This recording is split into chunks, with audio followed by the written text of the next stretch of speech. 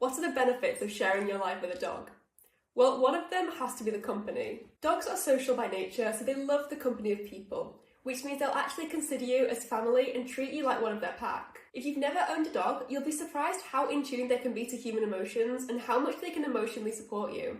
And not only are they social by nature, but they're also protective. Dogs want to look after their pack, so they'll be quick to alert you to any problems they spot. If you're an anxious person or live alone, having a dog can provide a really good sense of security, even if they might be a coward in reality. And one of the best things about dogs is that they don't judge you. No matter how bad you look or smell, your dog won't care. They'll just be happy to spend time with you.